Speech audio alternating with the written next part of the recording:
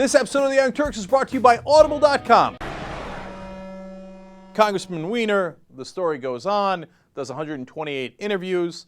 Nobody's satisfied, but we have excellent proof that, in fact, he was hacked, right? And now even Republicans are starting to backpedal a little bit, like, oh, really? Oh, well. First, Eric Cantor said, oh, I feel so sad for his wife. And, we really question, his leadership, et cetera, et cetera.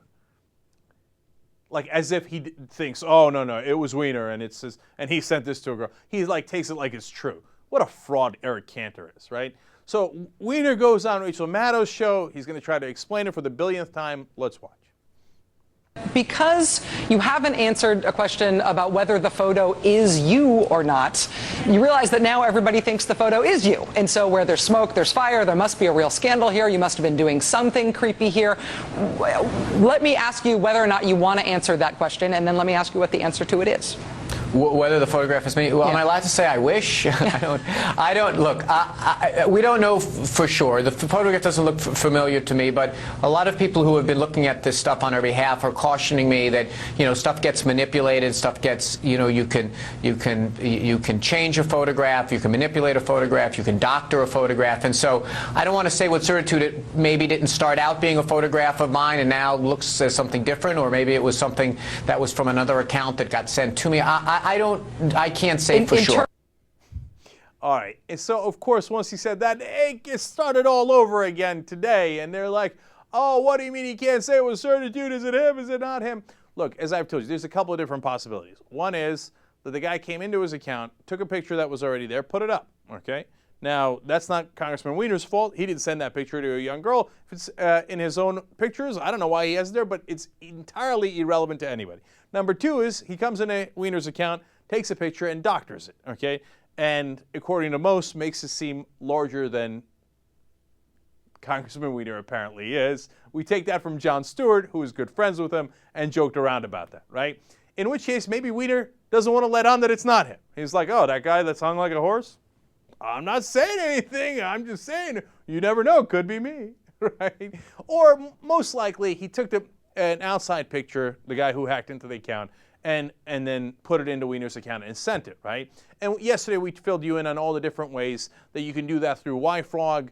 A number of blogs have already done it, experimented, showed how it's done exactly. It's incredibly easy. Reuters already showed that picture comes from a different batch than where Congressman Weiner normally sends his pictures, etc. So the evidence is overwhelming. The girl who got it is like, who the hell? What? No, I've never met Congressman Weiner. I know him as a congressman. I don't know him personally at all. We've been through all this. But now, there's new evidence coming from a person who apparently sent this story to Andrew Breitbart in the first place.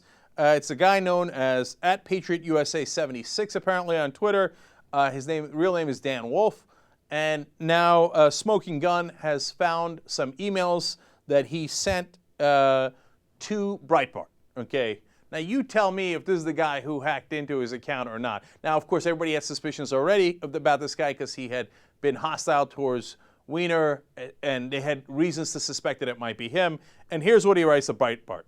Quote, I have a lot of personal problems I didn't want to go into, but as I become the focus of this, I am more and more afraid this will all come out, and I want to tell you why I haven't talked on the phone yet. Gee. I wonder what he's afraid is coming out. Now, if somebody came and said, hey, Cenk, I think you hacked into Weiner's account, and I say, what do you mean? I wouldn't say oh, I'm afraid what I did will come out, right? If you didn't do it. He goes on and on. He says, I have an ex-wife suing me for custody of our 2 kids and for lots of other stuff right now. Her attorneys are after everything I own. I have an ex-girlfriend who has mental problems causing issues for me at work. My business is suffering as a result. If my ex-wife's attorneys got a hold of a call recorded with me on it, they'd have a field day with that. I want to try to avoid. She had recorded me twice before. She worked with my ex-girlfriend and had 2 calls recorded. It's gotten me a lot of legal trouble. And then the final one I love.